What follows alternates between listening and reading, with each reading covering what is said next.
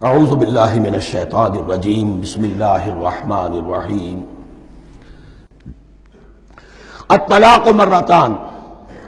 طلاق دو مرتبہ ہے، یعنی ایک شوہر کو دو مرتبہ طلاق دے کر اور رجوع کر لینے کا حق ہے۔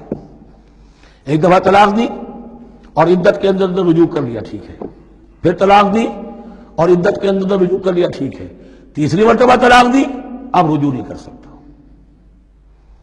الطلاق مرتان، دو مرتبہ ہو سکتا ہے۔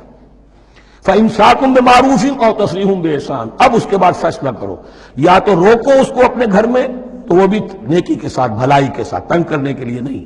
پریشان کرنے کے لیے نہیں، اور تسریح بِإِحْسَان، یا رخصت کر دینا ہے ایک اچھے بھلے طریقے سے، بھلے مانسوں کی طرح خوبصورتی کے ساتھ، روکو تو بھلائی کے لیے، اور اگر رخصت کرنا ہے تو خوبصورت انداز میں۔ وَلَا يَحِلُّ لَكُمْ أَن تَأْخُذُوا مِمَّا آتَيْتُمُوهُنَّ شَيْئًا،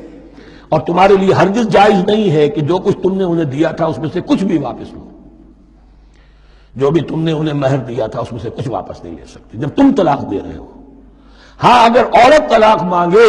تو اسے اپنے مہر میں سے کچھ چھوڑنا پڑے گا، یہ دوسری بات ہے،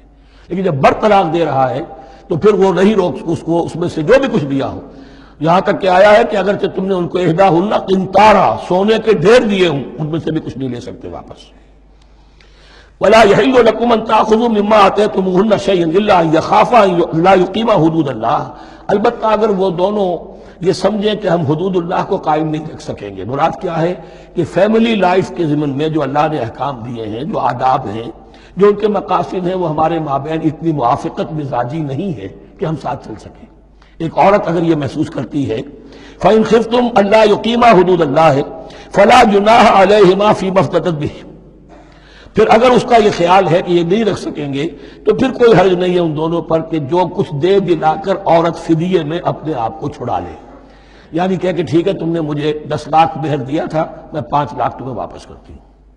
یا تم نے 10 لاکھ کا میرا مہر رکھا تھا، میں کھلا مانگ رہی ہوں، میں صرف 5 لاکھ کا تم سے تقاضا کرتی ہوں، اسے اپنے مہر میں سے کچھ چھوڑنا ہوگا، یہ فدیہ ہے۔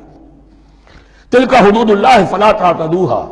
یہ اللہ کے حدود ہیں، ان سے تجاوز مت کرو۔ دیکھیے روزے وغیرہ کے ضمن میں فلا تقربوها، اور یہاں فلا تعتدوها، اس لیے کہ یہاں بڑے دھڑلے سے آدمی جو ہے وہ ان حدود کو پامال کر جاتے ہیں،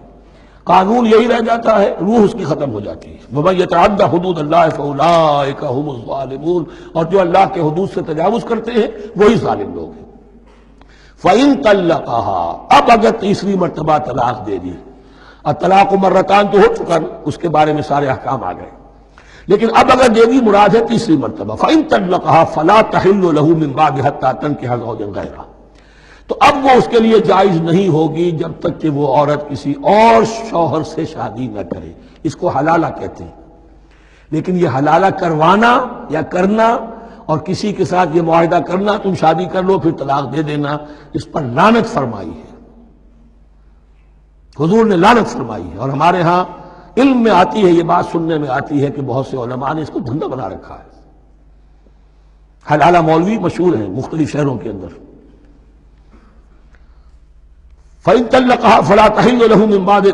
بَعْدُ حَتَّىٰ تَنكِحَ زَوْجًا غَيْرَهُ فَإِن طَلَّقَهَا، پھر اگر وہ بھی دوسری شادی کی دوسری جگہ پر، اس عورت نے اس شوہر سے بھی نہیں بنی، اس نے بھی طلاق دے دی، فَلَا جُنَاحَ عَلَيْهِمَا أَن يَتَرَاجَعَا، تو اب کوئی گناہ نہیں ہوگا ان دونوں پر کہ وہ رجوع کر لیں، پہلے سابق شوہر سے شادی کر لیں۔ یعنی عورت کو شاید عقل آ گئی ہو،